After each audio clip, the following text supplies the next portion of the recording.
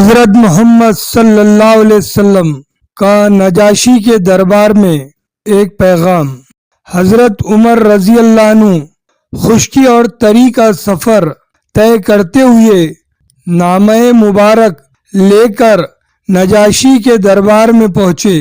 بادشاہ ان کے احترام میں تخت سے اتر آیا اور زمین پر بیٹھ کر بڑی عقیدت اور پورے ادب سے بغور فرمان نبی صلی اللہ علیہ وسلم کو سنا۔ گرامی نامے کا مضمون درج ذیل تھا۔ بسم اللہ الرحمن الرحیم، شروع اللہ کے نام سے جو رحمان اور رحیم ہے۔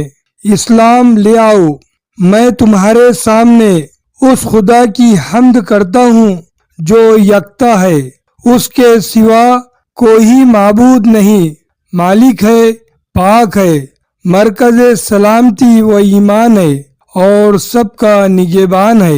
میں اقرار کرتا ہوں کہ عیسیٰ علیہ السلام بن مریم روح اللہ ہے اور اللہ کا وہ کلمہ ہے جس کو اللہ نے پاکیزہ اور معصومہ مریم کی طرف القاء کیا اور وہ حاملہ ہوئی۔ اللہ نے جناب عیسیٰ علیہ السلام کو نفخ روح سے اسی طرح پیدا کیا جس طرح حضرت آدم علیہ السلام کو اپنے دست قدرت سے۔ میں تم کو خدا وحدہ لا شریک کی طرف بلاتا ہوں، اس کی اطاعت اور اپنی پیروی کی دعوت دیتا ہوں، اور جو کچھ اللہ کی طرف سے مجھ پر نازل ہوا ہے اس پر ایمان لانے کا مطالبہ کرتا ہوں۔ بے شک میں اللہ کا رسول صلی اللہ علیہ وسلم ہوں۔ تم کو اور تمہارے لشکر کو اللہ کی طرف دعوت دیتا ہوں۔